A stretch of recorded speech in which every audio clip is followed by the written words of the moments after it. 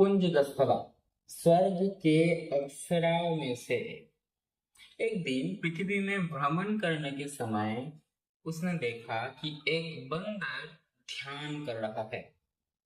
हंसी मजाक उड़ाने के बाद भी जब उसका मन नहीं भरा, तब एक पत्थर लेके उसने उस बंदर का ध्यान तोड़ दिया। बंदर का ध्यान तोड़ने के बाद पुंजगस्थला डर गई, क्योंकि वो बंदर नहीं थे, वो एक ऋषि थे जो बंदर की बेस में ध्यान मग्न थे। ऋषि के ध्यान टूटने के कारण पुंजगस्थला को मिली अभिशाप।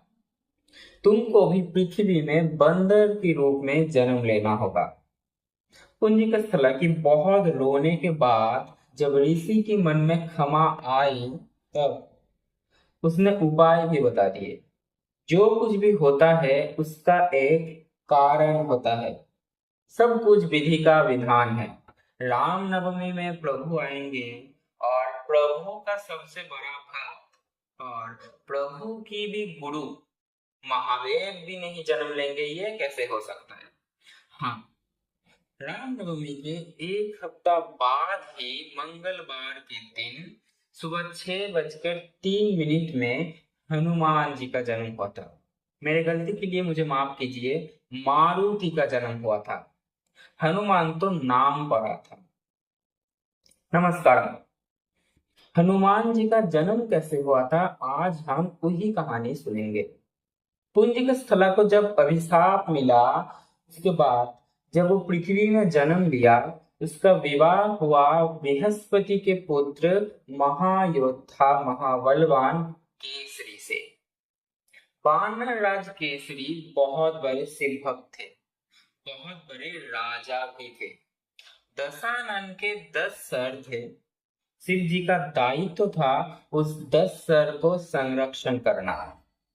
शिव जी के 11 रुद्र अवतार थे। 11वें रुद्र अवतार का अंश से जन्म लिया हनुमान। जब पुंजगस्थला को मुनि से अभिशाप मिला था, मुनि उसके बाद उसको उपाय भी बताए थे। आपकी कोख से बहुत बड़े एक योद्धा का जन्म होगा जो पृथ्वी में राम का नाम लेके घूमेगा। श्री महादेव आपके कोख से जन्म लेंगे, इसके बाद ही आपको इस श्राप से मुक्ति मिलेगी। मां अंजना और केसरी शिव जी के आराधना करने लगे। बहुत तपस्या के बाद शिव जी के प्रसन्न होने के बाद शिव जी आके इन दोनों को बताए कि मेरा अंश आपकी कोख से जन्म लेगा। वायुदेव इसका कारण बना। वायुदेव शिव जी की 11 रुद्र की अंश लेके माता अंजना से मिले।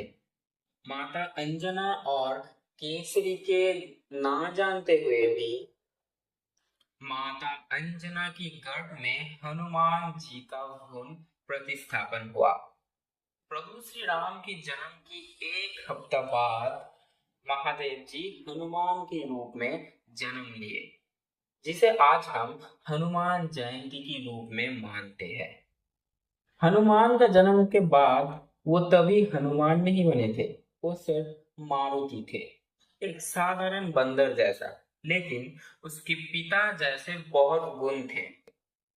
बाल्य अवस्था में जब इंद्र की वज्र ने उसको प्रहार किया, उसके बाद जब उसका नाम पड़ गया हनुमान। इंद्र की वज्र प्रहारने के बाद जब वायुदेव क्रुद्ध हो गए, तो सभी मिलके हनुमान जी को बहुत सारे आशीर्वाद दिए, जिसकी वजह से बाद में राम का नाम लेके घूमता फिरता है। पुनर्दर्शन है।